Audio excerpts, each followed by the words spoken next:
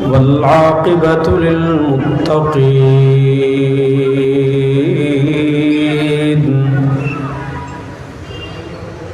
والصلاة والسلام على أشرف الأنبياء والمرسلين وعلى آله وأصحابه أجمعين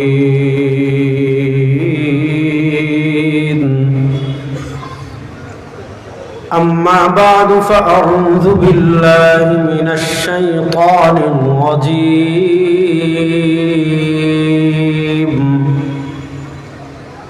بسم الله الرحمن الرحيم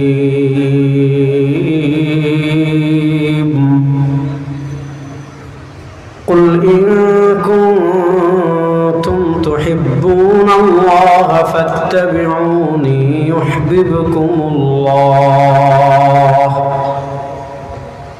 بارك الله لنا ولكم في القرآن العظيم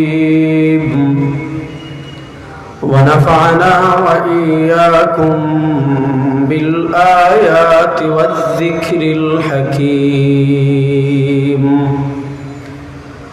وقال رسول الله صلى الله عليه وسلم تركت فيكم أمرين لن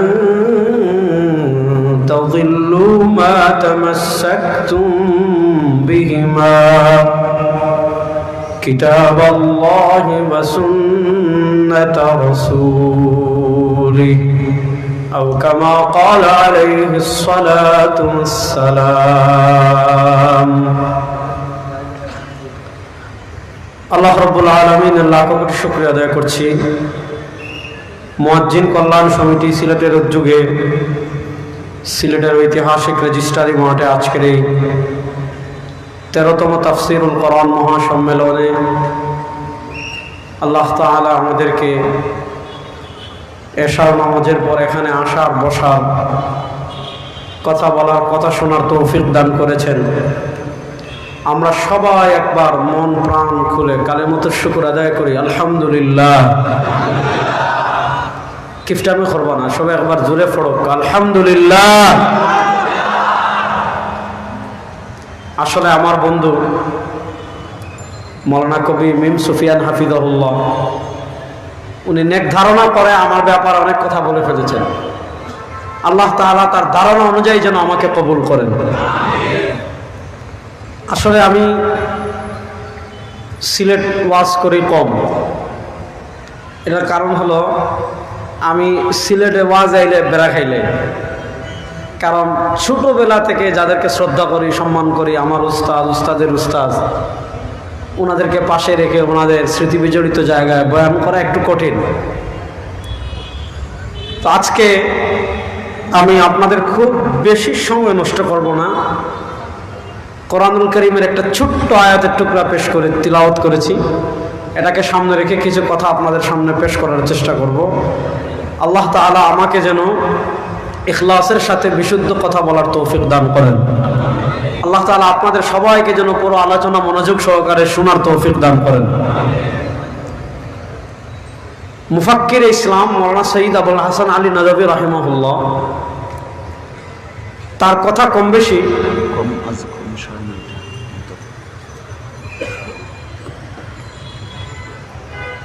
মুফাক্কির ইসলাম মাওলানা সৈয়দ আবুল হাসান আলী নদভী রাহিমাহুল্লাহ, তার কথা কম বেশি আমরা সকলেই জানি। ইসলামের সূচনাকাল থেকে আমাদের শত্রু যারা আছে তাদের সাথে আমাদের দুই প্রকার যুদ্ধের কথা বলেছেন সৈয়দ আবুল হাসান নদভী রাহিমাহুল্লাহ।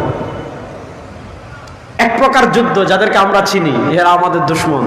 আমেরিকা আমাদের দুশমন, রাশিয়া আমাদের দুশমন, ইসরায়েল আমাদের দুশমন, ভারত আমাদের দুশমন, চীন আমাদের দুশমন, ব্রিটেন আমাদের দুশমন, নেটো আমাদের দুশমন। আমরা জানি এগুলো, যাদের সাথে আমাদের অস্ত্রের যুদ্ধ হয়। আপনি 1400 বছরের ইতিহাস যদি দেখেন, অস্ত্রের যুদ্ধে মুসলমান বেশিরভাগ সময় বিজয়ী হয়েছে। কখনো পরাজিত হয়েছে কোনো আধিপত্যবাদের সামনে, কোনো আগ্রাসনের সামনে মুসলমান একটু নুয়ে পড়েছে, আমরা সিলেটি ভাষায় খাইতে গেছে, তাহলে আবার ঘুরে দাঁড়াতে আবার সোজা হাতে মুসলমান সময় নেয় নাই। আমরা মঙ্গলদের কথা জানি, আমরা তাতারদের কথা জানি। শেখ সাদি রাহিমাহুল্লাহকে ইতিহাসে বলা হয় মানবতার কবি। অর্থাৎ শেখ সাদি রাহিমাহুল্লাহ প্রচুর মানবতার কথা বলতেন। তিনি মানবতার কথা কেন বলতেন? মুসলমানদের যতগুলা ঐতিহাসিক নগরী আছে, মুসলমান শুধু না, পৃথিবীর স্মৃতি বিজড়িত যতগুলা শহর আছে, তার ভিতরে একটা গুরুত্বপূর্ণ শহর হলো বাগদাদ, ইরাকের রাজধানী। আর আমাদের ফিকহে হানাফি আমরা যেটাকে ফলো করি, আমাদের ফিকহে হানাফির চারণভূমি ছিল বাগদাদ। আমাদের আকিদা আশআরি মাতুরিদি, আমাদের আশআরি মাতুরিদি আকিদা বিস্তৃত হয়েছে বাগদাদে। আর ফিকহে হানাফির শিকড় তো বাগদাদ, ইরাকে। আব্দুল্লাহ ইবনে মাসউদ রাদিয়াল্লাহু তাআলা 70 হিজরিতে ইরাকে গেলেন, অর্থাৎ ওমর ইবনুল খাত্তাব রাদিয়াল্লাহু তাআলার যুগে 70 হিজরিতে কুফা বিজয় হয়েছে।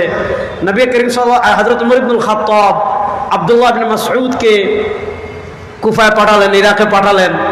17 হিজরি থেকে 33 হিজরি পর্যন্ত আব্দুল্লাহ ইবনে মাসউদ রাদিয়াল্লাহু তাআলা কুফাতে ছিলেন, ইরাকে ছিলেন। সেখানে তিনি ইন্তেকাল করলেন। এরপর আলী রাদিয়াল্লাহু তাআলা যখন খলিফা হলেন, তিনি মুসলমানদের রাজধানী মদিনা থেকে কুফায় স্থানান্তর করলেন নানা কারণে। তার অনুসারীরা কুফায় বেশি ছিল, তার পক্ষের লোকেরা কুফায় বেশি ছিল, যার কারণে আলী রাদিয়াল্লাহু তাআলা মুসলমানদের রাজধানী মদিনা থেকে কুফায় স্থানান্তর করেছিলেন। হযরত আলী রাদিয়াল্লাহু তাআলা যখন কুফাতে গিয়েছেন, রাজধানী স্থানান্তর করার পর ইবনে মাসউদ ইন্তেকাল করেছেন 33 হিজরিতে। 34 হিজরিতে হযরত উসমান গনি ইন্তেকাল করার পর হযরত আলী কাররামাল্লাহু ওয়াজহু যখন আমিরুল মুমিনিন হলেন, খলিফাতুল মুসলিমিন হলেন, তিনি মুসলমানদের রাজধানী কুফা থেকে ইরাকে নিলেন, মদিনা থেকে কুফায় নিলেন, ইরাকে নিলেন। ইরাকে যখন তিনি গিয়েছেন, ইরাকে যাওয়ার পর তিনি যখন ইরাকের অবস্থা দেখেছেন, কুফার অবস্থা দেখেছেন, কুফার মানুষের ইলমের অবস্থা দেখেছেন, কুফার মানুষের ফিকহের অবস্থা দেখেছেন, কুফার মানুষের হাদিসের অবস্থা দেখেছেন, হযরত আলী রাদিয়াল্লাহু তাআলা আনহু হযরত আব্দুল্লাহ ইবনে মাসউদের জন্য তখন দোয়া করছেন, রাহিমাল্লাহু ইবনে উম্মি আবদিন, আল্লাহ তাআলা হযরত আব্দুল্লাহ ইবনে মাসউদ রাদিয়াল্লাহু তাআলার উপর রহম করুক, আল্লাহ তাআলা হযরত আব্দুল্লাহ ইবনে মাসউদের উপর দয়া করুক, আল্লাহ তাআলা হযরত আব্দুল্লাহ ইবনে মাসউদের উপর অনুগ্রহ করুক। আল্লাহ তাআলা আব্দুল্লাহ ইবনে মাসউদের উপর কেন রহম করবেন? আল্লাহ তাআলা ইবনে মাসউদের উপর কেন দয়া করবেন? আল্লাহ তাআলা ইবনে মাসউদের উপর কেন অনুগ্রহ করবেন? কারণ মুলি আল বালাদ বিল ইলমি ওয়াল হিকমা। হযরত আলী বলেন, আরে আল্লাহ তাআলা হযরত আব্দুল্লাহ ইবনে মাসউদের কবরকে জান্নাতের টুকরা বানিয়ে দেন, আল্লাহ তাআলা ইবনে মাসউদের উপর রহম করুক, দয়া করুক। কেন? হযরত আব্দুল্লাহ ইবনে মাসউদ পুরো কুফা শহরকে ইলম দিয়ে ভরে দিয়েছেন। আপনি ইতিহাস পড়লে পাবেন। আল্লামা জাহিদ কাউসারী রাহিমাহুল্লাহ বিস্তারিত আলোচনা করেছেন। আমরা ইসলামের সূচনা লগ্নে বড় বড় 4টা শহরের কথা জানি, মক্কা, মদিনা, ইয়ামান, ইরাক। ইরাকের একটা শহর কুফা। তো কুফা ইরাক কেন্দ্রিক একটা সাহাবা একরামের একটা ধারা ছিল, যে ধারার সূচনা পুরুষ ছিলেন, প্রাণ পুরুষ ছিলেন হযরত আব্দুল্লাহ ইবনে মাসউদ। মক্কা কেন্দ্রিক একটা ধারা ছিল, যে ধারার প্রাণ পুরুষ ছিলেন হযরত আব্দুল্লাহ ইবনে আব্বাস। ইয়ামান কেন্দ্রিক একটা ধারা ছিল, যে ধারার প্রাণ পুরুষ ছিলেন হযরত মুআয ইবনে জাবাল। মদিনা কেন্দ্রিক একটা ধারা ছিল, যে ধারার প্রাণ পুরুষ ছিলেন হযরত যায়েদ ইবনে সাবিত রাদিয়াল্লাহু তাআলা আনহু। এই ইতিহাস আপনি পাবেন। ইমাম বুখারী রাহিমাহুল্লাহর উস্তাদ ছিলেন ইমাম আলী ইবনুল মাদিনী রাহিমাহুল্লাহ। 233 বা 34 হিজরিতে তিনি ইন্তেকাল করেছেন। আজ থেকে প্রায় 1200 বছর আগের মানুষ তিনি। তার লিখিত আল ইলাল ওয়া মা'রিফাতুর রিজাল, যেটা দারুল হাদিস কায়রা থেকে ছাপছে, এটা হলো 63 নম্বর পৃষ্ঠায় পাবেন। আর যেটা মিশর থেকে ছেপে আসছে, এটা 117 নম্বর পৃষ্ঠায় পাবেন। হযরত ইমাম আলী ইবনুল মাদিনী রাহিমাহুল্লাহ, যিনি ইমাম বুখারী রাহিমাহুল্লাহর উস্তাদ ছিলেন, তার লিখিত আল ইলাল ওয়া মা'রিফাতুর রিজাল এক ছাপে 117 নম্বর পৃষ্ঠায়, আর দারুল হাদিস কায়রার ছাপের 63 নম্বর পৃষ্ঠায় পাবেন। এই বিষয়গুলো নিয়ে লম্বা আলোচনা আছে। তো আমি আজকে এই ইতিহাস বলবো না, এই ইতিহাস নিয়ে আমার একটা স্বতন্ত্র লেকচার আছে 1.5 ঘন্টার, আপনারা ইউটিউব ফেসবুকে পাইলে শুনে নেবেন। ওই আলোচনার দিকে আমি যাব না। আজকে যে বিষয়টা আমি আপনাদেরকে বলতে চাচ্ছি, সেই জিনিসটা বুঝেন। ইসলামের একটা প্রাণ কেন্দ্র ছিল বাগদাদ, ইরাক, যেখানে সাহাবায়ে কেরাম থাকতেন 1500। এই 1500 সাহাবা একরামের ভিতর 70 জন সাহাবী এমন ছিলেন যে 70 জন সাহাবী বদরের যুদ্ধে অংশগ্রহণ করেছেন। ওই আব্দুল্লাহ ইবনে মাসউদ রাদিয়াল্লাহু তাআলা ওখানে গোলাপত্তন করে গিয়েছিলেন 17 হিজরি। 33 হিজরিতে ইন্তেকাল করেছেন হযরত আব্দুল্লাহ ইবনে মাসউদ রাদিয়াল্লাহু তাআলা আনহু। আব্দুল্লাহ ইবনে মাসউদের চেয়ারে এসেছিলেন হযরত আলকামা ইবনে ওয়াক্কাস আল-লাইসি। হযরত আলকামা ইন্তেকাল করেছেন 62 হিজরিতে। আলকামার চেয়ারে এসেছেন ইব্রাহিম নাখাই রাহিমাহুল্লাহ। ইব্রাহিম নাখাই ইন্তেকাল করেছেন 92 হিজরিতে। হযরত ইব্রাহিম নাখাইয়ের চেয়ারে এসেছেন হযরত হাম্মাদ ইবনে আবি সুলাইমান এবং ইমাম আযম আবু হানিফা রাহিমাহুল্লাহ। হাম্মাদ ইবনে আবি সুলাইমান ইন্তেকাল করার পর ইরাকের ইলমের নেতৃত্ব দিয়েছেন, ইরাকের আকীদার নেতৃত্ব দিয়েছেন, ইরাকের ফিকহের নেতৃত্ব দিয়েছেন ইমামুল আযম সিরাজুল উম্মাহ ইমাম শামসুদ্দিন আয-যাহাবী রাহিমাহুল্লাহ তার সিয়ার আলামিন নুবালাতে ইমাম আযম আবু হানিফার জীবনীতে লিখেছেন, সিরাজুল উম্মাহ যেমন রাতে সূর্যের আলোর প্রয়োজন হয়, সূর্যের আলো যেমন রাতে অন্ধকার দূর করে দেয়, ইসলামের আল্লাহ ইসলামের খেদমত ইমাম আযম আবু হানিফা রাহিমাহুল্লাহর দ্বারা এত বেশি নিয়েছেন। ইমাম আযম আবু হানিফা রাহিমাহুল্লাহ মোমবাতি জ্বললে যেমন সূর্য উঠলে যেমন মোমবাতি নিভে যায়, সূর্য উঠলে যেমন তারকা নিভে যায়, সূর্য উঠলে যেমন চন্দ্র নিভে যায়, ইমাম আযম আবু হানিফা রাহিমাহুল্লাহ ফিকহের ক্ষেত্রে, আকীদার ক্ষেত্রে, হাদিসের ক্ষেত্রে হলেন এই উম্মার জন্য সূর্য। আজকে যারা 2-4 পাতা, এগুলোর আমি বলদে বলি না, বলদ থেকে আরো খারাপ। আজকে যারা 2-4 পাতা বাংলা বই পড়ে, আজকে যারা বাংলা 2-4 পাতা পড়ে ইমাম আযম আবু হানিফা রাহিমাহুল্লাহর সমালোচনা করে, ইমাম আযম আবু হানিফা রাহিমাহুল্লাহকে মন্দ বলে, আমি সব সময় বলি চামচিকা যেমন সূর্যকে গালি দিলে সূর্যের কিছু হয় না, সারা দুনিয়ার সব মাতাখালী দালালরা যদি ইমাম আযম আবু হানিফা রাহিমাহুল্লাহর সমালোচনা করে, আল্লাহ ইমাম আযমের মাকাম এত বেশি বাড়িয়েছেন, ওরা চামচিকারও আমাদের কাছে মূল্য আছে, ওদের কোনো মূল্য নাই। ইমাম আযম আবু হানিফা রাহিমাহুল্লাহকে এই ব্যাপারে যদি আমি আলোচনা শুরু করি অনেক সময় লাগবে, সে আলোচনা আমি যাচ্ছি না। অনেক কিতাব আছে তালেবুল ইলম বা পড়বেন। আল্লাহর একটা কথা শুধু আমি বলি, যুগে যুগে যুগে যুগে শুনেন, আমরা সিলেট একটা টিল্লা আছে বান্দরের টিল্লা, দেখছেন নি? আপনারা তো দেখছেন না, আমি তো দেখছি, তো মারছেন না। বান্দরের টিল্লা দেখছেন নি? বান্দরের টিল্লা দেখবেন গাছ আছে, যদি ফল না থাকে এই গাছে কেউ জীবনে ডিল মারবে না। আপনার বাড়ির পাশে একটা বিশাল বড় আম গাছ আছে, আম ধরে না, কেউ জীবনে আর ডিল মারবে না। কিন্তু ছোট্ট গাছ যদি হয় মানুষ ডিল মারবে। যেই গাছে যত ফল বেশি সেই গাছে মানুষ ডিল মারে তত বেশি। আল্লাহ তাআলা ইমাম আযম আবু হানিফা রাহিমাহুল্লাহ দ্বারা এত খিদমত নিয়েছেন। ইমাম আবু দাউদ খুরাইবি রাহিমাহুল্লাহ একটা সুন্দর কথা বলেছেন। উনি বলেছেন আন-নাসু ফি শানি আবি হানিফা ইম্মা হাসিব ওয়া ইম্মা জাহিল। 2 ক্যাটাগরি। আন-নাসু ফি শানি আবি হানিফা ইম্মা হাসিব ওয়া ইম্মা জাহিল। যারা ইমাম আযম আবু হানিফা রাহিমাহুল্লাহর সমালোচনা করে এদের ক্যাটাগরি 2টা, ইম্মা হাসিব হয়তো হিংসুক, ওয়া ইম্মা জাহিল অথবা জাহিল। ব্যাখ্যা করব না, সময় কম, মূল বিষয়ে আলোচনা করব। যারা ইমাম আযম আবু হানিফা রাহিমাহুল্লাহর সমালোচনা করেছে যুগে যুগে, আল্লাহর একটা আজীব কারিশমা, এগুলার জবাব আমাদের দেওয়া লাগে নাই। আজ থেকে 1000 বছর আগে ইমাম ইবনে আব্দুল বার মালিকিকে আল্লাহ দাঁড় করিয়ে দিয়েছেন। আরো আগে যান, ইমাম ইবনে আবিল আওয়াম রাহিমাহুল্লাহ, তিনি প্রায় 236-37 এর দিকে, অর্থাৎ 1200 বছর আগের মানুষ, তিনি কিতাব লিখে গিয়েছেন ফাদাইল আবি হানিফা ওয়া আখবারু। এরপরে দেখেন ইমাম ইবনে আব্দুল বার মালিক রাহিমাহুল্লাহ, তিনি ইন্তেকাল করেছেন 463 হিজরিতে। তিনি কিতাব লিখে গিয়েছেন আল ইনতিকা ফি বায়ান ফাদাইল আইম্মাতি সালাসাতিল ফুকাহা। আল্লাহ দাঁড় করিয়ে দিয়েছেন ইমাম শামসুদ্দিন আয-যাহাবী রাহিমাহুল্লাহকে, তিনি কিতাব লিখেছেন মানাকিবুল ইমাম আযম আবি হানিফা। আল্লাহ দাঁড় করিয়ে দিয়েছেন ইমাম ইবনে হাজার হাইতামিকে, তিনি কিতাব লিখেছেন আল খায়রাতুল হিসান ফি মানাকিবিল ইমাম আযম আবি হানিফা আন-নুমান। আল্লাহ দাঁড় করিয়ে দিয়েছেন শেখ সালেহ আশ-শামীকে, তিনি কিতাব লিখেছেন উকুদুল জুমান। আল্লাহ দাঁড় করিয়ে দিয়েছেন ইমাম জালালউদ্দিন সুয়ুতিকে, তিনি কিতাব লিখেছেন তাবিদুস সাহিফা ফি মানাকিবিল ইমাম আযম আবি হানিফা। আজকে যারা 2-4 পাতা বাংলা বই পড়ে মনে করে আমাদেরকে আটকাই দিবে সমালোচনা করে, ওদেরকে আমি সুরমা নদীর আবর্জনা মনে করি না। আর এটা আমাদের সামনে বাতিল মাথা, আমাদের সামনে কিতাব নিয়ে দাঁড়াবে আর আমাদের ইলমে মোকাবেলা করবে। পৃথিবীতে এমন কোনো বাতিল নাই।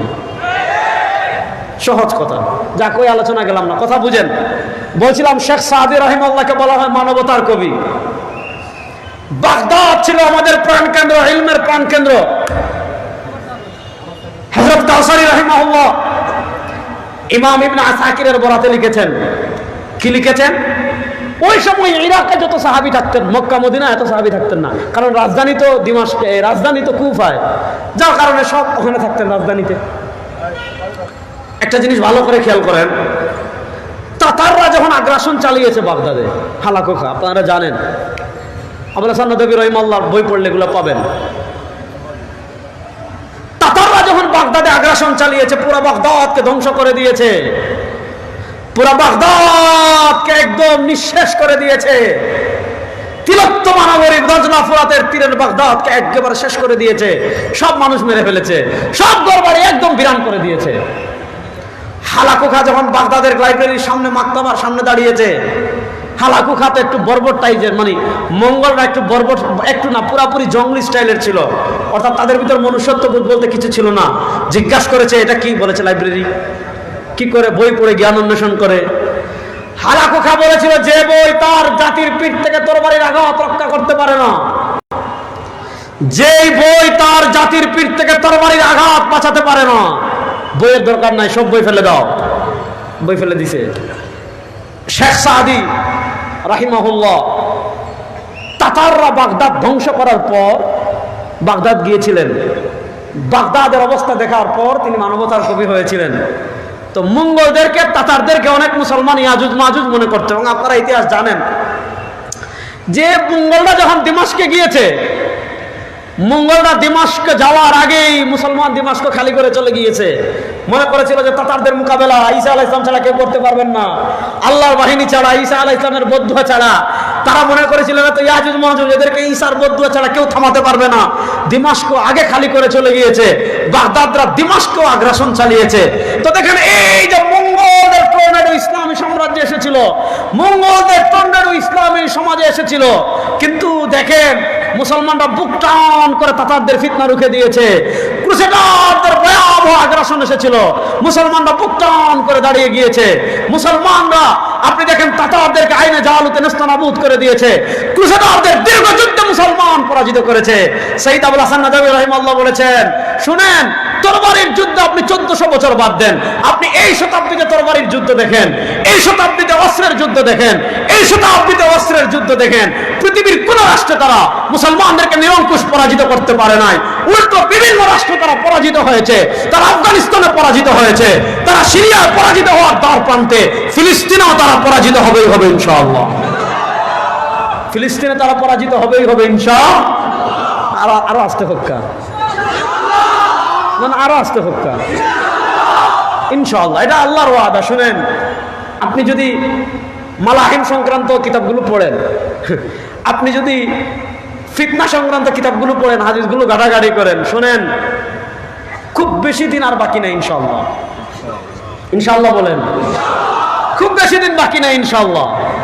ফিলিস্তিনে আমাদের যত ফুটা রক্ত ঝরেছে, গাজায় আমাদের যত ফুটা রক্ত ঝরেছে, রাফায় আমাদের যত ফুটা রক্ত ঝরেছে, লেবাননে আমাদের যত ফুটা রক্ত ঝরেছে, বাইরুতে আমাদের যত ফুটা রক্ত ঝরেছে, দিমাশকে আমাদের যত ফুটা রক্ত ঝরেছে, আরজে মুকাদ্দাসে আমাদের যত ফুটা রক্ত ঝরেছে, ইসরায়েলের ইহুদিদের বুকে পাড়া দিয়ে প্রত্যেক ফুটা রক্তের বদলা নেওয়া হবে ইনশাআল্লাহ।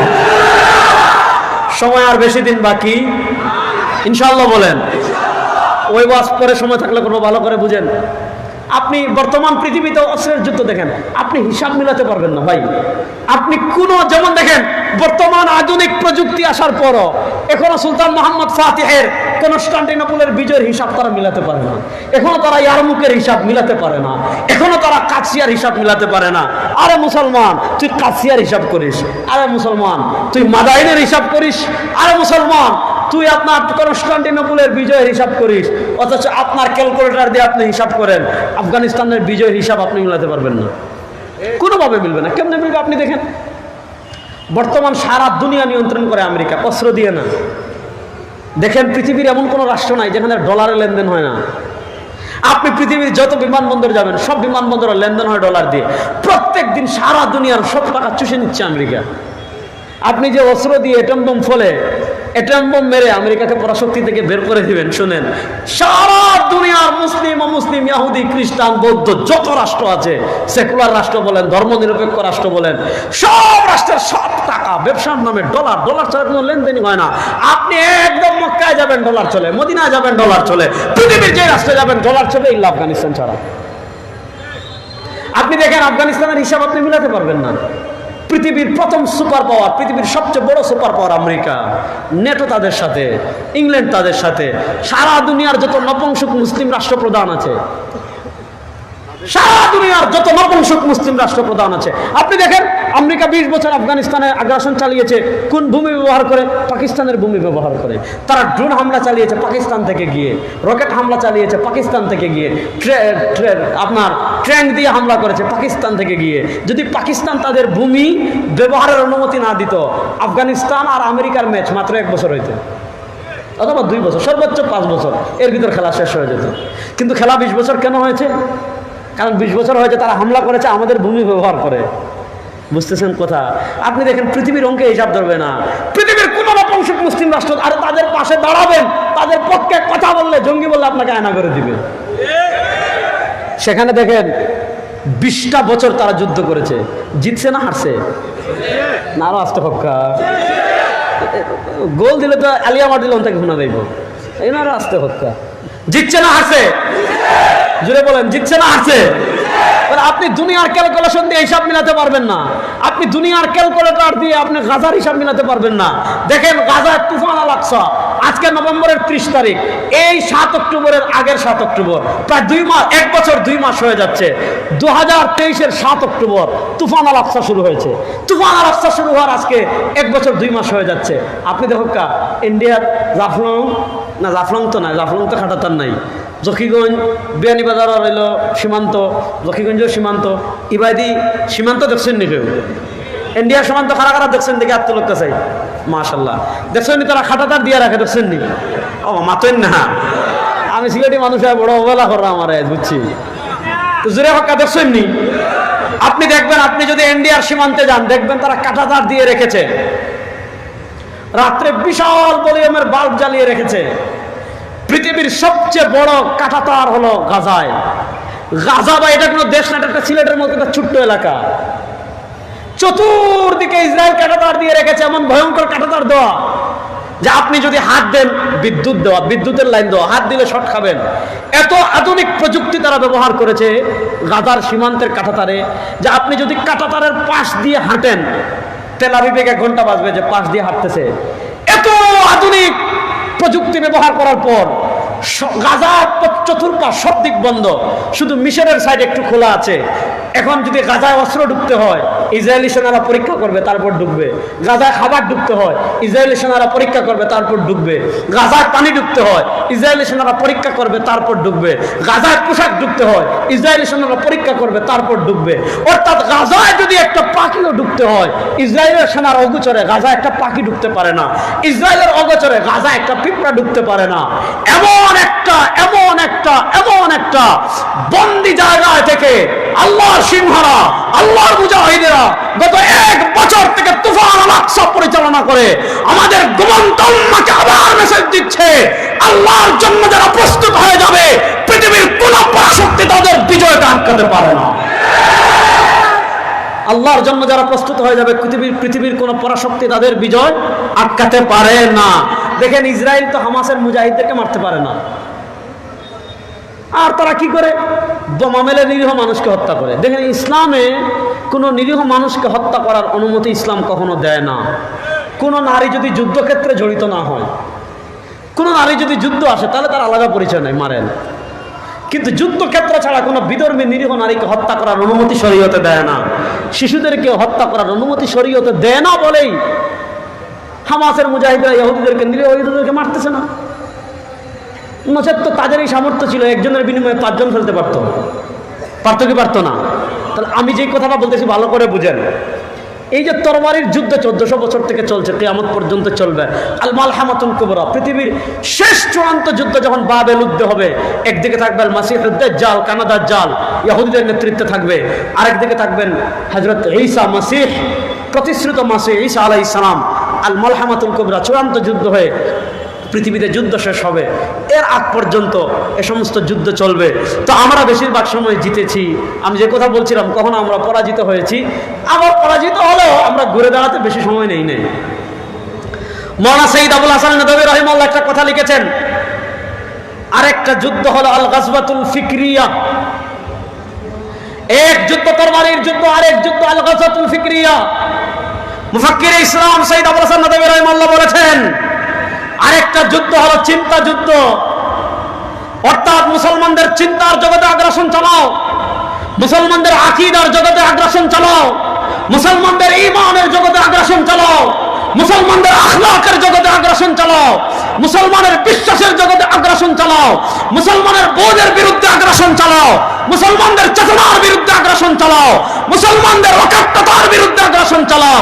মুসলমানরা 1400 বছরের ইসলামের যে ট্র্যাডিশনাল দ্বারা আহলুস সুন্নাহ ওয়াল জামাআহ, যে ধারার মাধ্যমে কোরআন আমাদের কাছে এসেছে, যে ধারার মাধ্যমে হাদিস আমাদের কাছে এসেছে, যে ধারার মাধ্যমে দ্বীন আমাদের কাছে এসেছে, যে ধারার মাধ্যমে শরিয়া আমাদের কাছে এসেছে, আল গাজওয়াতুল ফিকরিয়া, অর্থাৎ মুসলমানদের বিরুদ্ধে এমন একটা চিন্তা যুদ্ধ পরিচালনা করতে হবে, তার নাম থাকবে আব্দুস সালাম, তার নাম থাকবে আব্দুল্লাহ, তার নাম থাকবে আহমদ, তার নাম থাকবে মোহাম্মদ, তার নাম থাকবে রবাউল করিম, তার নাম থাকবে সুফিয়ান, কিন্তু তার ভিতরে ইসলামের কিচ্ছু থাকবে না।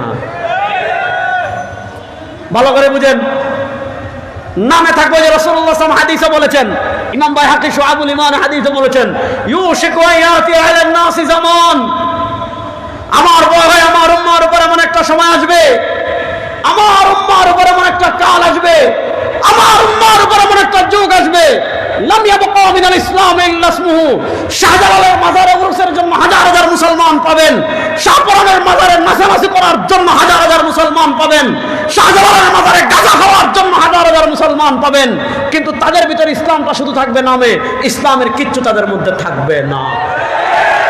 এই সিলেটের মানুষ শাহজালাল মুজাররদ ইয়ামানি রাহিমাহুল্লাহ শিরকের বিরুদ্ধে আমরণ লড়াই করেছেন, আর আজকে তার মাজারে শিরিক চলে। এই কষ্ট আপনি কাকে বলবেন? আল্লাহর ওলিরা শিরকের, আমি তো সব জায়গায় বলি যে আজকে শাহজালালের মাজারে সিলেট যা হয়, শাহজালাল মুজাররদ ইয়ামানি যদি দেখতেন এগুলো, বা তিনি জীবিত থাকতে যদি এগুলো করতো, জুতা দিয়ে বাইরে 32টা দাঁত ফেলাই দিল না। লাম ইয়াবকা মিনাল ইসলাম ইল্লা ইসমুহু, ইসলাম থাকবে নামে, ওয়ালাম ইয়াবকা মিনাল কোরআন ইল্লা রাসমুহু, মানুষের ঘরে ঘরে থাকবে কোরআন, কোরআন দিয়ে তাবিজ দিবে, কোরআন দিয়ে জারফুক করবে, কোরআন করে লটকাই রাখবে যাতে জিন না ঢুকে, কোরআনের সায়ের কোন লিখে গাড়িতে লটকাই রাখবে যাতে গাড়ি খালে না পড়ে। সব ঠিক আছে, কোরআন দিয়ে তাবিজ দেওয়া 100% জায়েজ, কোনো সমস্যা নাই। কোরআন দিয়ে জারফুক করা 100% জায়েজ, বারাকা মনে করে কোরআন ঘরে রাখা 100% জায়েজ, কোরআন কারীমের আয়াত লিখে লটকাই রাখা 100% জায়েজ, আমার কোনো আপত্তি নাই। কিন্তু আল্লাহ তো কোরআন দেন নাই শুধু তাবিজ দেওয়ার জন্য, আল্লাহ তো কোরআন দেন নাই শুধু ঝাড়ফুঁক করার জন্য, আল্লাহ তো কোরআন দেন নাই শুধু গাড়িতে লটকিয়ে রাখার জন্য। অর্থাৎ ওই যে বুদ্ধিবৃত্তিক রাসূলুল্লাহ সাল্লাল্লাহু আলাইহি ওয়াসাল্লাম 1400 বছর আগে বলে গিয়েছেন, উম্মার ভিতরে এমন একটা প্রজন্ম তৈরি হবে, উম্মার ভিতরে এমন একটা প্রজন্ম তৈরি হবে, উম্মার ভিতরে এমন একটা শ্রেণী তৈরি হবে, উম্মার ভিতরে এমন কিছু মানুষ তৈরি হবে যাদের ভিতরে ইসলামটা শুধু থাকবে নামে, আর এর বাহিরে আর কিচ্ছু থাকবে না। এবার আসেন, মাওলানা আবুল হাসান নদভী রাহিমাহুল্লাহ বিষয়ে লম্বা আলোচনা দিয়েছেন, লম্বা আলাপ দিয়েছেন। এই যে যুদ্ধ, যেটা গাজওয়াতুল ফিকরিয়া, চিন্তা যুদ্ধ, এই চিন্তা যুদ্ধে তারা আমাদেরকে এমন ভাবে পরাজিত করেছে, কথাটা ভালো করে বুঝেন। এই চিন্তা যুদ্ধে, তরবারির যুদ্ধে আমাদেরকে তারা কম হারাইতে পারছে? যদি কখনো আমাদেরকে হারায়, আমরা ঘুরে দাঁড়াতে সময় নেই। মুসলিমিন, মাওলানা সৈয়দ আবুল হাসান নদভী রাহিমাহুল্লাহর মাদা খাসিরাল আলম বিনহিতাতিল মুসলিমিন, সব যুবক এগুলো পড়বেন। এগুলো না পড়লে আপনার স্পিডটা আসবে না। তারিদা হাব্বাত রিহুল ঈমান, এগুলো সব ঐতিহাসিক কারনামা সৈয়দ আবুল হাসান নদভী রাহিমাহুল্লাহ। এই চিন্তা যুদ্ধের জায়গাটায় তারা এমনভাবে নক করতে পারছে, এই চিন্তা যুদ্ধের জায়গাটায় তারা এতটা প্রভাব বিস্তার করেছে, এই চিন্তা যুদ্ধের জায়গায় তারা এতটা সফল হয়েছে যে আজকেও মুসলমানদের একটা বিশাল অংশ মনে হয় যারা এই চিন্তাটা মনে করে ইসলাম এটা বিশেষ ক্ষেত্র এবং বিশেষ প্রেক্ষাপটের সাথে নির্দিষ্ট। আসসালামু আলাইকুম ওয়া রাহমাতুল্লাহ। ভালো আছেন? আপনারা আইলে তো বেড়া লাগাই দিবা, ভয় লাগবো বয়ান করতে। ইনশাআল্লাহ শুনেন, এই চিন্তা যুদ্ধের একটা জায়গা এবার আমি আপনাদেরকে দেখাই, খুব মনোযোগ দিয়ে যুবকরা আমার কথা শুনবা, শুনবা তো সবাই ইনশাআল্লাহ। হাকিমুল উম্মত, মুজাদ্দিদে দ্বীন ও মিল্লাত, আল্লামা আশরাফ আলী থানভী রাহিমাহুল্লাহ, নাম শুনছেন নি? নাম না শুনলে তো আপনি সিলেট টাকার ওদিকে আপনার বাইরে করে দিলেন। হাকিমুল উম্মত, মুজাদ্দিদে দ্বীন ও মিল্লাত, আল্লামা আশরাফ আলী থানভী রাহিমাহুল্লাহ। হযরত থানভী রাহিমাহুল্লাহর রাজনৈতিক দৃষ্টিভঙ্গি নিয়ে বর্তমান পৃথিবীর সবচেয়ে বড় আলেমদের একজন শেখুল ইসলাম জাস্টিস মুফতি মোহাম্মদ তাকি উসমানী হাফিজাহুল্লাহ একটা চমৎকার কিতাব লিখেছেন, যে কিতাবের নাম হলো হাকিমুল উম্মতকে সিয়াসি আফকার। কথা ভালো করে বুঝবেন, হাকিমুল উম্মতের রাজনৈতিক দৃষ্টিভঙ্গি, হাকিমুল উম্মতকে সিয়াসি আফকার, হাকিমুল উম্মতের রাজনৈতিক দৃষ্টিভঙ্গি।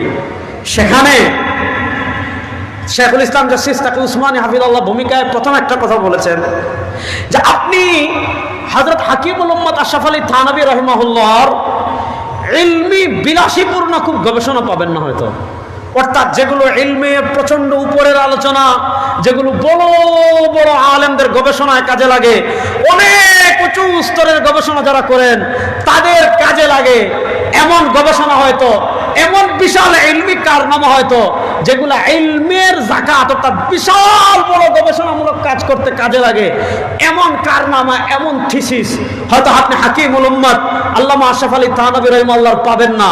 কিন্তু হযরত শেখুল ইসলাম জাস্টিস তাকি উসমানী হাফিজাহুল্লাহ লিখেছেন, উপমহাদেশের মানুষের এমন কোনো সমস্যা নাই, উপমহাদেশের মানুষের এমন কোনো প্রবলেম নাই, উপমহাদেশের মানুষের এমন কোনো সংকট নাই, উপমহাদেশের মানুষের এমন কোনো প্রশ্নের জায়গা নাই, অথবা এমন কোনো মৌলিক সমস্যার জায়গা নাই, এমন কোনো মৌলিক সংকটের জায়গা নাই যেই সংকটের জায়গায় হাকিমুল উম্মত মুজাদ্দিদে দ্বীন ও মিল্লাত আল্লামা আশরাফ আলী থানভী রাহিমাহুল্লাহ কোনো না কোনো লিখনি আপনি পাবেন না।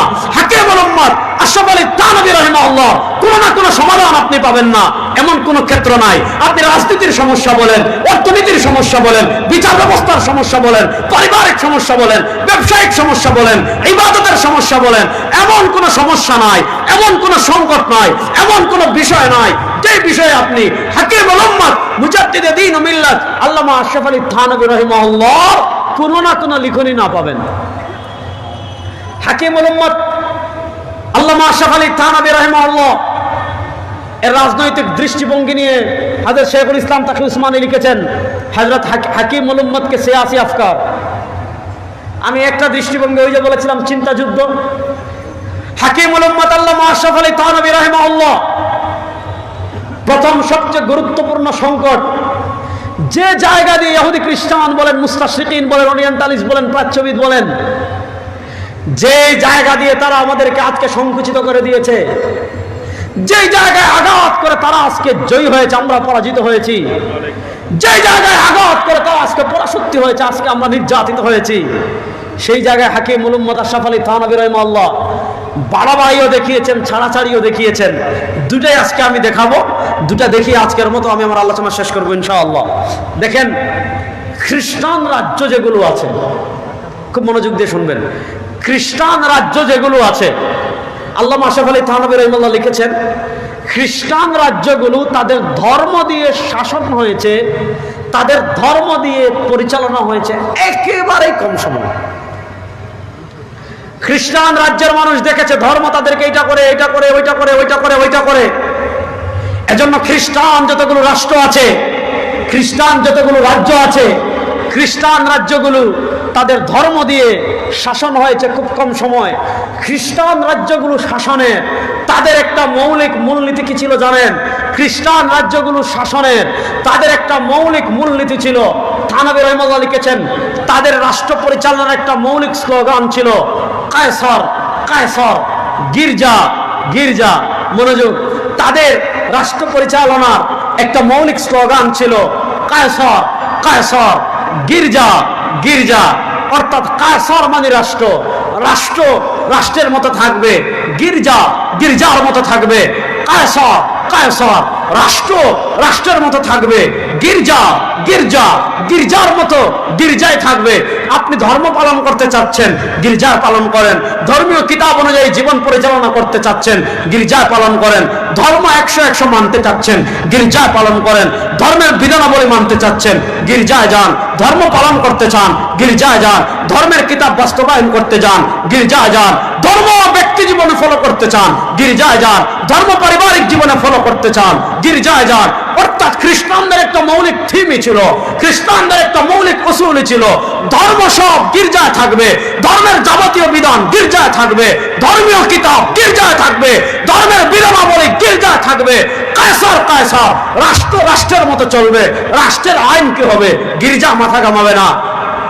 রাষ্ট্রের সংবিধান কি হবে? গির্জা মাথা ঘামাবে না। রাষ্ট্রের অর্থনীতি কেমনে চলবে? গির্জা মাথা ঘামাবে না। রাষ্ট্রের বিচার ব্যবস্থা কেমনে হবে? গির্জা মাথা ঘামাবে না। রাষ্ট্রের আইন কি হবে? গির্জা মাথা ঘামাবে না। রাষ্ট্রের বিচার ব্যবস্থা কেমনে চলবে? গির্জা মাথা ঘামাবে না। রাষ্ট্র কার সাথে যুদ্ধ করবে? গির্জা মাথা ঘামাবে না। রাষ্ট্র কার সাথে সন্ধি করবে? গির্জা মাথা ঘামাবে না। রাষ্ট্র কে পরিচালনা করবে?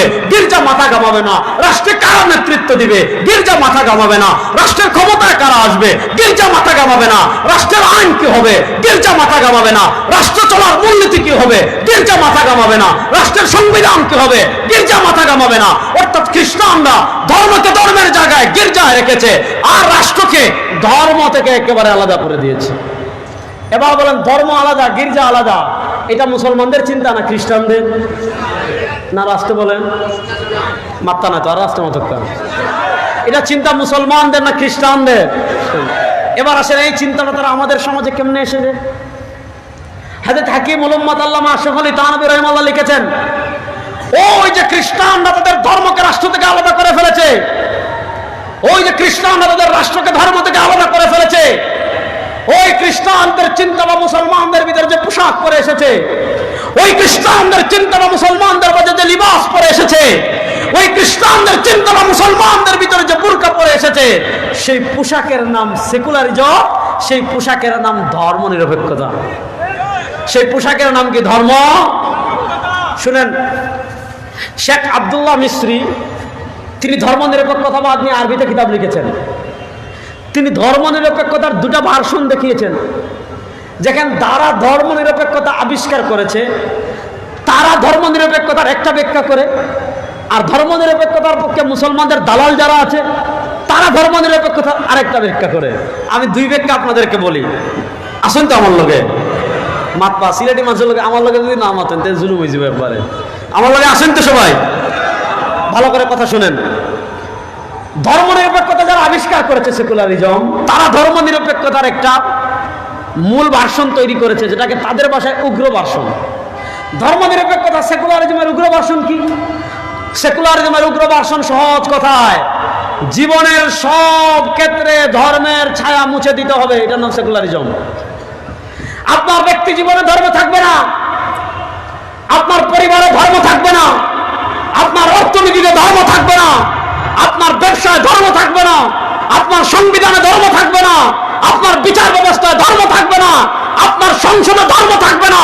ওইটার নাম ধর্ম নিরপেক্ষতা। ওই ধর্ম নিরপেক্ষতা আমাদের আইন হতে পারে না, ওই ধর্ম নিরপেক্ষতা আমাদের সংবিধান হতে পারে না। আমরা পরিষ্কার ভাষায় বলি, এমন ধর্ম নিরপেক্ষতার পক্ষে যারা কথা বলবে, এমন ধর্ম নিরপেক্ষতাকে যারা সাপোর্ট করবে, এরা মুসলমান দূরের কথা, এরা পৃথিবীর নিকৃষ্ট বেঈমান মুক্তার ছাড়া কিচ্ছু না। তারা বলে ধর্মের সব জায়গা থেকে ধর্মের ছায়া মুছে দিতে হবে। আচ্ছা বলেন, ইসলাম কি মুছে দেওয়ার জন্য এসেছে? আর আসতে পক্ষা, ইসলাম কি মুছে দেওয়ার জন্য এসেছে? ইসলাম এসেছে বিজয় হওয়ার জন্য। হুয়াল্লাযী আরসালা রাসূলাহু বিল হুদা ওয়া দীনিল হক, হুয়াল্লাযী আরসালা রাসূলাহু বিল হুদা ওয়া দীনিল হক। তিনি আল্লাহ তার রাসূলকে প্রেরণ করেছেন বিল হুদা, হেদায়েত দিয়ে, ওয়া দীনিল হক, এবং একটা সত্য ধর্ম দিয়ে। সেই সত্য ধর্ম দিয়ে কেন পাঠিয়েছেন? মসজিদে খালি বসে থাকার জন্য না। সেই সত্য ধর্ম দিয়ে কেন পাঠিয়েছেন? শাহজালালের মাজারে খালি উরুস করার জন্য না। আল্লাহ তার নবীকে ইসলাম দিয়ে কেন পাঠিয়েছেন? লিইয়ুযহিরাহু আলা দ্বীনি কুল্লিহি। আরে যত জায়গায় শিরক থাকবে, কুফর থাকবে, মানুষের তন্ত্র মন্ত্র থাকবে, ইসলাম বিদ্বেষী, কোরআন বিদ্বেষী আইন থাকবে, সব জায়গা থেকে মানুষের তন্ত্রমন্ত্রকে মুছে দিয়ে আল্লাহ কোরআনকে বাস্তবায়ন করার জন্য, সব জায়গায় বাস্তবায়ন করার জন্য কোরআনকে লিউযহিরাহু আলা দ্বীনি কুল্লি। এখন তারা এটার বিপরীত নিয়ে এসেছে সেকুলারিজম, যে না ধর্মের ছায়া কোথাও থাকবে না। এখন তারা দেখেছে কি জানেন, যে আমরা যদি বলি কোনো জায়গায় ধর্ম থাকবে না, তাহলে এটা মুসলমান মানবে না। কথা বুঝেন? যদি আমরা বলি সব জায়গা থেকে ধর্মের ছায়া মুছে দিতে হবে, তাহলে তো মানবে না। তাহলে কি করতে হবে? এবার বলে তাহলে সেকুলারিজমের একটা সফট ভার্সন বানাতে হবে।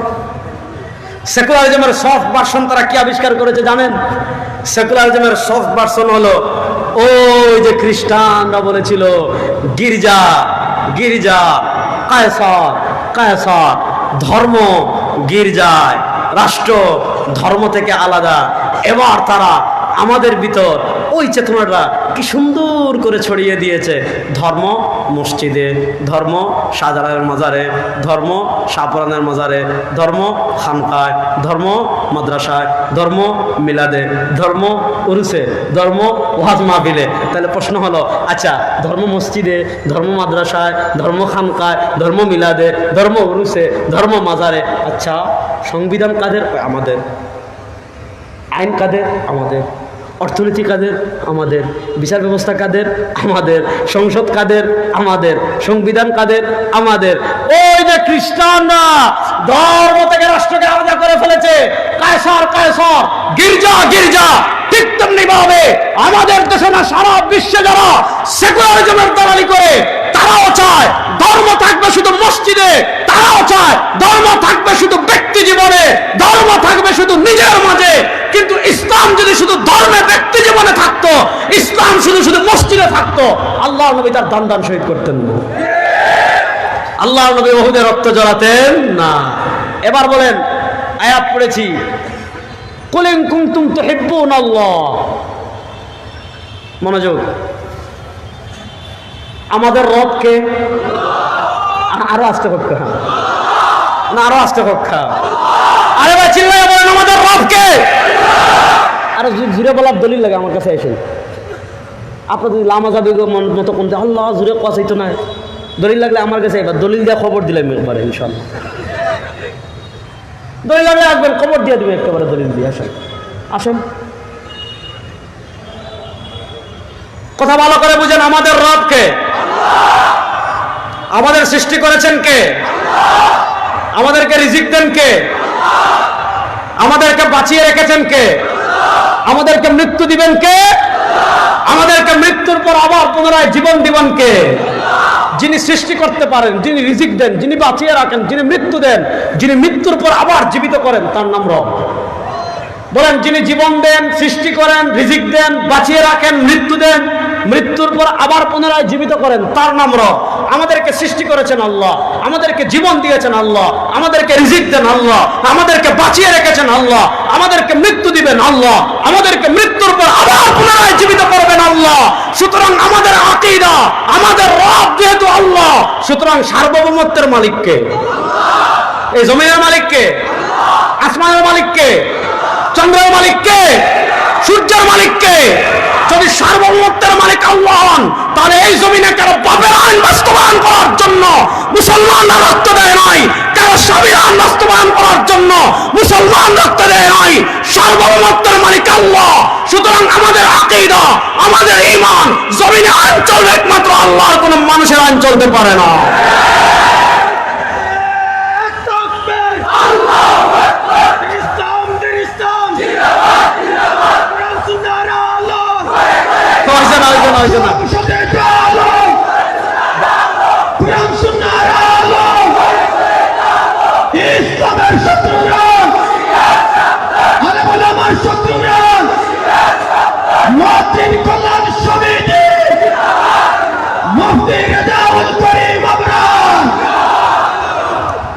আল কোরআনের আলো গলে গলে বহুত জ্বালছেন, এবার নতুন বাংলাদেশের সংসদে জ্বালবো ইনশাল্লাহ। ইনশাল্লাহ বলেন। এ শুনেন, আপনি যত সংস্কার বলেন, আমি ওই দিন সংস্কার কমিটির মিটিংয়ে বলে আসছি, বুঝছেন, শিক্ষা বিষয়ক উপদেষ্টা, এনসিটিভি চেয়ারম্যান, আরও অনেকে ছিল। আমি বলে আসছি কি জানেন, আমি বলছি আপনারা যত সংস্কার বলেন, ওই সমস্ত আইন মাইন দিয়ে সংস্কার করে চুরিও বন্ধ করতে পারবেন না, খুনও বন্ধ করতে পারবেন না, ধর্ষণও বন্ধ করতে পারবেন না, গুমও বন্ধ করতে পারবেন না, টাকা পাচারও বন্ধ করতে পারবেন না, মাদকও বন্ধ করতে পারবেন না। আল্লাহর কোরআন বাস্তবায়ন করে দেখেন 3 মাসে সব বন্ধ হয়ে যাবে। আমাদের দেশের মানুষ বুঝছেন মাদক নির্মূল কমিটি করছে, মাদক ধ্বংস করবে। বরিশাল মাদক নির্মূল কমিটির প্রধান যে তার বাসাত 21 কেজি গাঞ্জা পাইছে। মাদক নির্মূল করতে হচ্ছে, মাদক নির্মূল কমিটির যে সভাপতি তার গড় গিয়া পুলিশে 21 কেজি কাঁচা গাঞ্জা পাইছে। এখন আপনি মাদক, কোরআনের আইন ছাড়া কোনো আইন দিয়ে আপনি মাদক নির্মূল করতে পারবেন না। কোরআনের আইন ছাড়া আরে যে আপনি চুরি বন্ধ করবেন কারে দিয়ে? যারে বানাইছেন হে তার বড় চোর। দুদকের আপনার কর্মকর্তার রিপোর্ট দেখেছেন যে সে কর ফাঁকি দেয়। যাক, ওই আলোচনা আরেক দিকে চলে যাবে। মূল পয়েন্টটা আপনারা বুঝেন। তাহলে আমরা বলেছি আমাদের রবকে, বলেন আমাদের রবকে, আমাদেরকে সৃষ্টি করেছেন কে? কুল ইন কুনতুম তুহিব্বুনাল্লাহ, যদি আল্লাহকে মহব্বতের দাবি করো। আল্লাহকে দেখেন নাই, 2 চোখ দিয়ে দুনিয়াতে দেখা সম্ভব না। আল্লাহর কথা আপনি শুনতে পারবেন না, আপনার কাছে জিবরিলও আসবে না। আল্লাহ আপনার কাছে জিবরিলকে পাঠাবেন না, ওহী পাঠাবেন না। কিন্তু আপনি স্বীকৃতি দিয়েছেন রব আল্লাহ, আপনি স্বীকৃতি দিয়েছেন সৃষ্টিকর্তা আল্লাহ। এখন আল্লাহকে মানবেন কেমনে? আল্লাহ পথ দিয়েছেন, ফাত্তাবিউনি। যদি আপনি আল্লাহকে মানতে চান, যদি আপনি আল্লাহর আনুগত্য করতে চান, যদি আপনি আল্লাহর অনুসরণ করতে চান, পথ একটাই, ফাত্তাবিউনি। জীবনের সব ক্ষেত্রে নবী করিম সাল্লাল্লাহু আলাইহি ওয়াসাল্লামের আনুগত্য করা লাগবে। বুঝেন, জীবনের সব ক্ষেত্রে নবী করিম সাল্লাল্লাহু আলাইহি ওয়াসাল্লামের আনুগত্য করা লাগবে কি লাগবে না? রাসূলুল্লাহ সাল্লাল্লাহু আলাইহি ওয়াসাল্লামের আনুগত্য করার অর্থ কি? আল্লাহ নিজেই বলেন, মান ইউতি'র রাসূলা ফাকাদ আতা আল্লাহ, মান ইউতি'র রাসূলা ফাকাদ আতা আল্লাহ। আপনি খাবারের ক্ষেত্রে আল্লাহর আনুগত্য করবেন কেমনে? আল্লাহ তো খান না। আল্লাহ বলেন মান ইউতি'র রাসূল, দেখো আমার রাসূল কি খেয়েছেন। রাসূলের আনুগত্য করা মানে আল্লাহর আনুগত্য করা। আপনি পোশাক পরবেন কেমনে? আল্লাহর তো শরীর নাই। তাআলা আনিল হুদুদি ওয়াল গায়াত ওয়াল আরকান ওয়াল আ'যা ওয়াল আদওয়াত। ইমাম তাহাবী আকীদাতুত তাহাবীতে বলেছেন আল্লাহ তো অঙ্গ প্রত্যঙ্গ থেকে পবিত্র। পোশাকের ক্ষেত্রে আপনি আল্লাহর আনুগত্য করবেন কেমনে? আল্লাহ বলেন মান ইউতি'র রাসূলা ফাকাদ আতা আল্লাহ, আমার রাসূলের আনুগত্য করো। আমার রাসূলের আনুগত্য করা আল্লাহর অর্থ হলো আল্লাহর আনুগত্য করা। আপনি ব্যবসার ক্ষেত্রে আল্লাহর আনুগত্য করবেন কেমনে? আরে আল্লাহর তো দোকান নাই, করিমুল্লাহ আল্লাহর মার্কেটও নাই, তাহলে আল্লাহ আনুগত্য করবেন কেমনে? আল্লাহ বলেন মান ইউতি'র রাসূলা ফাকাদ আতা আল্লাহ, যে আমার রাসূলের আনুগত্য করবে সে আল্লাহর আনুগত্য করলো।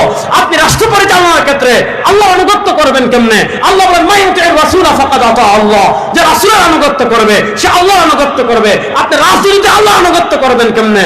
আল্লাহ বলেছেন মান ইউতি'র রাসূলা ফাকাদ আতা আল্লাহ, যে রাসূলের আনুগত্য করবে। রাসূলের আনুগত্য করার অর্থ হলো আল্লাহর আনুগত্য করা। সুতরাং জীবনের সব ক্ষেত্রে রাসূল করিম সাল্লাল্লাহু আলাইহি ওয়াসাল্লামের আনুগত্য করা লাগবে কি লাগবে না? এই বুদ্ধিবৃত্তিক জায়গার সবচেয়ে বড় আঘাত তারা যেটা করেছে। আবার মূল কথায় আসতেছি, সাইয়্যিদ আবুল হাসান নদভী রাহিমাহুল্লাহ বলেছেন এই শতাব্দীতে তারা আমাদের মৌলিক যে জায়গায় আঘাত করতে পেরেছে। হিন্দুরা যেমন তাদের ধর্মকে এখন পূজা নির্ভর করে ফেলেছে। হিন্দু ধর্মের পরিচয় আপনি প্রত্যেক বছর দুর্গাপূজা বিশাল করে উদযাপন করবেন, নাচ গান করবেন, দেবীর নামে খাবার প্রস্তুত করবেন, পূজা শেষের দিন সুরমাকাঙ্গে মূর্তি ভাসাই দিবেন, বাস শেষ। খ্রিস্ট ধর্মকে তারা আজকে ক্রিসমাস ডে নির্ভর করে ফেলেছে। ডিসেম্বরের 25 তারিখ আসলে বড়দিন বড় করে পালন করবেন, কেক কাটবেন, শেষ। বৌদ্ধ ধর্মকে আজকে তারা বৌদ্ধ পূর্ণিমা পালন কেন্দ্রিক সীমাবদ্ধ করে ফেলেছে। এর বাহিরে তাদের রাজনীতি নিয়ে তাদের ধর্ম মাথা কামায় না, তাদের অর্থনীতি নিয়ে তাদের ধর্ম মাথা কামায় না, তাদের বিচার ব্যবস্থা নিয়ে তাদের ধর্ম মাথা কামায় না, তাদের রাষ্ট্রের সংবিধান নিয়ে তাদের ধর্ম মাথা কামায় না, তাদের রাষ্ট্রের মৌলিক কোনো বিষয় নিয়ে তাদের ধর্ম মাথা কামায় না। তাদের ধর্ম দুর্গাপূজা নির্ভর, তাদের ধর্ম ক্রিসমাস ডে নির্ভর, তাদের ধর্ম বৌদ্ধ পূর্ণিমা নির্ভর। এর বিপরীত ইসলাম। ইসলাম শুধু নামাজ নির্ভর না, ইসলাম শুধু রোজা নির্ভর না, ইসলাম শুধু হজ নির্ভর না, ইসলাম শুধু ইবাদত নির্ভর না। আরে আল্লাহর ইসলাম আমাদের জন্য এসেছে। আমাদের জীবনে এমন কোন সাইট নাই, আমাদের জীবনের এমন কোন ক্ষেত্র নাই, আমাদের জীবনের এমন কোন দিক নাই, আমাদের জীবনের সব ক্ষেত্রে ইসলাম আছে না নাই? আমাদের জীবনের সব ক্ষেত্রে ইসলামকে মানা লাগবে কি লাগবে না? এখন তারা চায় যে ইসলাম ওই যে ব্রিটিশ ওয়াজ খানটা তার একটা ওর মনে হয় কেন হয়েছে মানুষের ওয়াজ হতে হতে হ্যাঁ গান ওর কত বড় সাহস তারা রে চিন্তা করার নেই আচ্ছা সবর হরক্কা তোরা কথা ভালো করে বুঝেন যেই পার্টি হোক কিন্তু আমরা ওয়াজ করে আসি না তার করার দরকার আছে জাকের পার্টি না আসমান পার্টি হোক এটা দিয়ে আমি কিতা করতাম আচ্ছা ভালো করে বুঝেন কথা বুঝেন আমি যেই কথাটা আপনাদেরকে বুঝাতে চাচ্ছি এবার বলেন একটা রাষ্ট্রের বিচার ব্যবস্থা কেমনে চলবে কোরআন হাদিসে আছে না নাই আর মাত্রা নাই তো শেষ ওয়াজ একটা রাষ্ট্রের দণ্ডবিধি কেমন হবে ইসলামে আছে না নাই আমি আপনাদেরকে সহজ করে বুঝাই ইসলামের দণ্ডবিধি 3 প্রকার বলেন ইসলামের দণ্ডবিধি কয় প্রকার সবাই হক্কা ইসলামের দণ্ডবিধি কয় প্রকার আমার সাথে সবাই হক্কা 1 নম্বর হুদুদ বলেন হুদুদ কিসাস তাজিরাত বলেন ইসলামের দণ্ডবিধি কয় প্রকার 1 নম্বর হুদুদ কিসাস তাজিরাত বলেন হুদুদ কিসাস তাজিরাত যাদের মাথায় টুপি নাই বলেন দাঁড়িয়ে হক্কা চাই 3টা 1 নম্বর হুদুদ 2 নম্বর কিসাস 3 নম্বর তাজিরাত এবার বলেন খুব সহজ করে আপনাদেরকে বলি আরেকটা বিষয় বাংলাদেশ স্বাধীন হয়েছে 1971-এ 1971-এর আগে 1947 থেকে নিয়ে 1971 পর্যন্ত আমরা ছিলাম পাকিস্তানে 1803 সাল থেকে নিয়ে 1947 সাল পর্যন্ত আমাদের দেশে ইস্ট ইন্ডিয়া কোম্পানি ইংরেজরা দখল করে রেখেছিল 1803 সাল আগে 700 বছর ক্ষমতায় ছিলাম আমরা এবার বলেন এই যে 1803 সাল থেকে নিয়ে 1819 সাল পর্যন্ত যে ইংরেজরা এই রাষ্ট্রের ক্ষমতায় ছিল তারা এই রাষ্ট্রের মালিক ছিল না ডাকাত ছিল জুড়ে বলেন 1803 সাল থেকে নিয়ে 1947 সাল পর্যন্ত যে ব্রিটিশরা ইস্ট ইন্ডিয়া কোম্পানি এদেশের শাসন ব্যবস্থায় ছিল আপনারা বলেন ইস্ট ইন্ডিয়া কোম্পানি এদেশের মালিক ছিল নাকি ডাকাত ছিল এবার দেখেন আওয়ামী লীগ এই দেশ থেকে পালিয়ে গিয়েছে আওয়ামী লীগ এই দেশ থেকে বিতাড়িত হয়েছে আপনি আওয়ামী লীগের সংবিধান সংশোধনের কথা বলছেন আওয়ামী লীগের বিচার ব্যবস্থা সংবিধান সংশোধনের কথা বলছেন আওয়ামী লীগের তৈরি করা আইন সংশোধনের কথা বলছেন কিন্তু আপনি জানেন যে ব্রিটিশ 150 বছর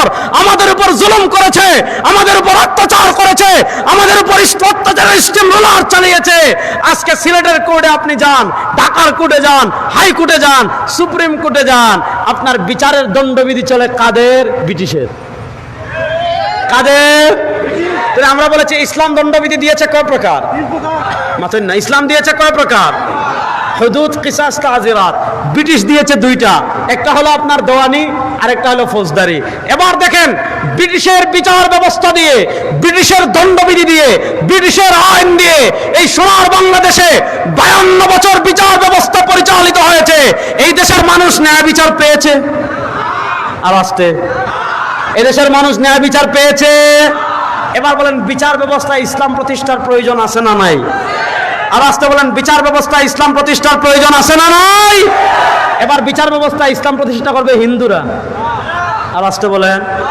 বৌদ্ধরা ইহুদিরা খ্রিস্টানরা এবার বলেন বিচার ব্যবস্থায় আপনি যদি ইসলাম প্রতিষ্ঠা করতে চান বিচার ব্যবস্থায় আপনি যদি কোরআন প্রতিষ্ঠা করতে চান বিচার ব্যবস্থায় আপনি যদি সরওয়ারে দু আলম সাল্লাল্লাহু আলাইহি ওয়াসাল্লামের আদর্শ বাস্তবায়ন করতে চান আপনাকে সবার আগে যে কাজ করতে হবে আপনার এই দেশের রাষ্ট্র ক্ষমতায় নিতে হবে ইসলামকে বলেন রাষ্ট্র ক্ষমতায় নিতে হবে কাকে ইসলামকে রাষ্ট্র ক্ষমতায় নিয়ে বিচার ব্যবস্থায় কোরআন প্রতিষ্ঠা করা ছাড়া আল্লাহর জাতের কসম করে বলি মানুষের বানানো বিচার ব্যবস্থা দিয়ে ব্রিটিশের বানানো বিচার ব্যবস্থা দিয়ে ব্রিটিশের বানানো আইন দিয়ে ব্রিটিশের বানানো দণ্ডবিধি দিয়ে এই দেশে আপনি জুলুম বন্ধ করতে পারবেন না এই দেশে আপনি খুন বন্ধ করতে পারবেন না আজকে দেখেন ইসকনরা এত সাহস কেমনে পায় তারা আপনি চিন্তা করতেছেন 3 মাস আগে ফরিদপুরে 2 জন মারল 2 জন মুসলমান শ্রমিক ছিল শ্রমিক আমরা সিলেটি ভাষা এখন যুগালি অর্থাৎ বড় একজন মিস্ত্রি তার সাথে যুগালি থাকে অর্থাৎ সহযোগিতা করে ফরিদপুরে দুই ভাই, আপন দুই ভাই, 17-18 বছর বয়স, তারা কাজ করে। তাদেরকে হিন্দুরা ধরে নিয়ে গিয়েছে, মন্দিরে বেঁধে রেখেছে, সারা রাত পিটিয়ে পিটিয়ে পিটিয়ে পিটিয়ে নৃশংসভাবে তাদেরকে হত্যা করেছে। গত 3-4 দিন আগে দেখেছেন, এই গরুর মুখ যারা খায়, এই গোমূত্র পানকারীরা কি করেছে, আমাদের এক মুসলমান আইনজীবীকে হত্যা করে ফেলেছে। তাও হত্যা করেছে অত্যন্ত নৃশংসভাবে, তাকে জবাই করে ফেলেছে। আজকে এই দেশে তারা এত সাহস কোথায় পায়? তারা সাহস পাওয়ার একমাত্র কারণ হলো আমরা কোরআনের আইন বাস্তবায়ন করতে পারিনি, আমরা কোরআনের বিচার ব্যবস্থা বাস্তবায়ন করতে পারিনি, আমরা ইসলামকে দেশের রাষ্ট্র ক্ষমতায় নিতে পারিনি, আমরা ইসলামকে এই দেশে প্রতিষ্ঠা করতে পারি নাই। আরে আমরা যদি ইসলামকে প্রতিষ্ঠা করতে পারতাম, আমাদেরকে ভাইদেরকে হত্যা করে ইসকনের বাপের নাম বলিয়ে দিতাম, রাষ্ট্র বলিয়ে দিত। দেখেন, ইসলাম কখনো বিচার ব্যবস্থা হাতে তুলে নেওয়ার কথা বলে না। আর এটা তো আমাদের হাতের ময়লা। ইসকন কি হাতের? আরে আওয়ামী লীগের ফেসিবাদরে আমরা তাড়াই দিছি, আর ইসকনটা তো 1 ঘন্টার ব্যাপার। আল্লাহর কসম করে বলতেছি, 1 ঘন্টার ব্যাপার। বাংলাদেশ থেকে বিতাড়ন করতে 1 ঘন্টা লাগবে। যদি বাংলাদেশের সব মুসলমান নেমে যায়, যদি পেশাব করে দাদার বাড়িতে গিয়ে পড়বে। সুতরাং আমরা পরিষ্কার ভাষায় বলি, সব জায়গায় বলি, আমার মুসলমান ভাইকে যারা হত্যা করেছে, আমার মুসলমান ভাইকে যারা জবাই করেছে, ফরিদপুরের মধুখালীতে আমার মুসলমান ভাইকে যে উগ্রপন্থী হিন্দুরা পিটিয়ে শহীদ করেছে, ওই হিন্দুদের বিচার এই দেশে করতেই হবে, করতেই হবে। যদি বিচারের নামে প্রহসন করেন, আজকে মানুষ আমার কথা মানছে। আমরা বলেছি শান্ত থাকেন, আলেমরা বলেছেন শান্ত থাকেন, মানুষ শান্ত আছে। আমরা 1 বার 2 বার 3 বার 4 বার বলবো, মানুষ মানবে। আমরা ধর্মীয় সম্প্রীতির কথা বলবো, আমরা ধর্মীয় সম্প্রীতির আলাপ দিব, আমরা মুসলমানদেরকে শান্ত করব। আর কিছুদিন পর পর পর পর পর পর তারা আমাদের মুসলমানদেরকে পিটিয়ে মারবে। এই খেলা বাংলাদেশে আমরা আর চলতে দেব না ইনশাআল্লাহ। এই খেলা বাংলাদেশে আমরা আর চলতে দেব না ইনশাআল্লাহ। আরে ভাই, তোমরা যদি আমাদের সাথে খেলতে চাও, ঘোষণা দিয়ে আলিয়া মাঠ আসো, আসো আসো। খেলতে চাও, ঘোষণা দিয়ে এমসি কলেজের মাঠে আসো। আরে 1200 বছর ধরে আমরা খেলে আসছি, 1400 বছর ধরে খেলে আসছি। আমাদের সামনে দাঁড়াবে পৃথিবীর এমন কোন পরাশক্তি নয়। এই যুগে এসে আমরা আমেরিকাকে পরাজিত করেছি, রাশিয়াকে পরাজিত করেছি। মুসলমানদের সামনে দাঁড়িয়ে কথা বলবে পৃথিবীতে এমন কোন পরাশক্তি নয়।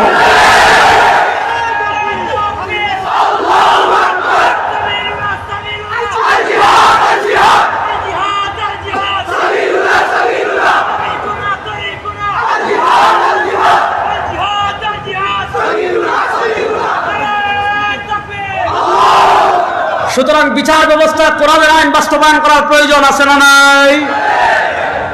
দেখেন, আরেকটা ইতিহাস বলে আমি শেষ করি, অনেক সময় নিয়ে নিচ্ছি। আরেকটা কথা, এটা অপ্রাসঙ্গিক কথা, অর্থনীতিতে আজকে আর গেলাম না। যদি আগামী বছর তারা দাওয়াত দিন, আগামী বছর করবো ইনশাআল্লাহ। আজকে যে ওয়াজ করছি বুঝিয়ে না, আগামী বছর দাওয়াত দিবা। তারপরেও এটা বলে শেষ করি, ভালো করে বুঝেন। একটা অপ্রাসঙ্গিক কথা বলে শেষ করছি, মনোযোগ দিয়ে শোনেন। 1803 সাল থেকে নিয়ে 1947 সাল পর্যন্ত এই দেশের শাসন ক্ষমতায় ছিল ব্রিটিশ। মনোযোগ, ব্রিটিশদের শেষ দিকে, ব্রিটিশদের মধ্যবর্তী সময় থেকে ব্রিটিশরা সব বড় বড় বড় বড় বড় বড় পদে, আওয়ামী লীগ যেমন আমাদের দেশে বড় বড় বড় বড় বড় বড় সব সেক্টরে হিন্দুদেরকে বসিয়েছে, সেম কাজটা ব্রিটিশ করেছে। জমিদারের দায়িত্ব দিছে ব্রিটিশরে, খাজনা তোলার দায়িত্ব দিছে ব্রিটিশরে। এরকম এরকম এরকম এরকম সব জায়গায় হিন্দুদের বসাইছে। হিন্দুরা মুসলমানদের উপর জুলুম করে, হিন্দুরা মুসলমানদের উপর অত্যাচার করে, হিন্দুরা মুসলমানদের ট্যাক্স জোরপূর্বক বেশি নেয়, খাজনা মুসলমানদের জমিন থেকে বেশি নেয়, মুসলমানদের জমি দখল করে রাখে। মুসলমানরা নিগৃহীত হতে হতে হতে হতে সারা উপমহাদেশে একটা আওয়াজ উঠলো, আলাদা একটা পৃথক ভূমি হবে, হিন্দুদের আলাদা একটা পৃথক ভূমি, মুসলমানদের আলাদা একটা পৃথক ভূমি। লম্বা ত্যাগ সংগ্রামের পর 1947 সালে একদম আপনার শবে কদরের রাতে 27 রমাদান রাতে শবে কদরে তাও ছিল বৃহস্পতিবার দিবাগত রাত 14 বা 15 আগস্ট পাকিস্তান নামে আলাদা একটা ভূখণ্ড হলো, মুসলমানদের আলাদা ভূখণ্ড পাকিস্তান, হিন্দুদের আলাদা ভূখণ্ড হিন্দুস্তান।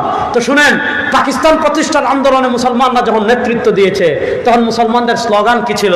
পাকিস্তান প্রতিষ্ঠার আন্দোলনে মুসলমান যখন সংগ্রাম করেছে মুসলমানদের তখন স্লোগান ছিল পাকিস্তান কা মতলব কিয়া লা ইলাহা, বলেন না, পাকিস্তান কা মতলব কিয়া লা ইলাহা, পাকিস্তান কা মতলব কিয়া লা ইলাহা ইল্লাল্লাহ। 1947 পাকিস্তান হয়েছে লা ইলাহা ইল্লাল্লাহর উপর। এবং সে সময় ইসলামী রাষ্ট্রের রূপরেখা কেমন হবে আমাদের উলামা একরাম অসংখ্য কিতাব লিখেছেন। আল্লামা মুশাহিদ বাইম্পুরি রাহিমাহুল্লাহ ওই পাকিস্তান প্রতিষ্ঠার পরে লিখেছিলেন ফাতহুল করিম ফি সিয়াসাতিন নবীল আমিন। সেখানে একটা ইসলামী রাষ্ট্রের সংবিধান কেমন হবে, রূপরেখা কেমন হবে, অর্থনীতি কেমন হবে, এগুলা তিনি বিস্তারিত আলোচনা করেছেন। তাহলে পাকিস্তান প্রতিষ্ঠা হলো লা ইলাহা ইল্লাল্লাহর প্রতি 1947 থেকে নিয়ে 1971 সাল পর্যন্ত এই দীর্ঘ সময় পাকিস্তানিরা আমাদের উপর জুলুম করেছে, পাকিস্তানিরা আমাদের উপর অত্যাচার করেছে। পাকিস্তানিরা দেখা যেত আমাদের দেশে কাগজ বানাইতো মিলে, পাকিস্তানিরা সে কাগজ নিয়ে যেত, নিয়ে গিয়ে পচা কাগজ আমাদেরকে দিত। আমাদের ধান তারা নিয়ে যেত, খারাপ ধান আমাদেরকে দিত। আমাদের চাল নিয়ে ওখান থেকে আটা পটাইতো। নানা কারণে তারা আমাদের উপর জুলুম করেছে, অত্যাচার করেছে। যেই কারণে 1971 মুক্তিযুদ্ধ হয়েছে। শুনেন, 1971 মুক্তিযুদ্ধের মৌলিক কারণ ছিল 3টা। এটা আপনি মুজিবনগর সরকারের ঐতিহাসিক মুক্তিযুদ্ধ চলাকালীন মুজিবনগর সরকার গঠিত হয়েছিল। সেই মুজিবনগর সরকার মুক্তিযুদ্ধের 3টা চেতনাকে বলেছিল, যে 3টা চেতনাকে সামনে রেখে 1971 সালে মুক্তিযুদ্ধ হয়েছিল। সেই 3টা চেতনা সাম্য, মানবিক মর্যাদা, সামাজিক ন্যায় বিচার, এই 3টা বিষয়কে সামনে রেখে 1971 যুদ্ধ হয়েছিল। 1 নম্বর মুক্তিযুদ্ধের চেতনা ছিল সাম্য, 2 নম্বর মুক্তিযুদ্ধের চেতনা ছিল মানবিক মর্যাদা, 3 নম্বর মুক্তিযুদ্ধের চেতনা ছিল সামাজিক ন্যায় বিচার।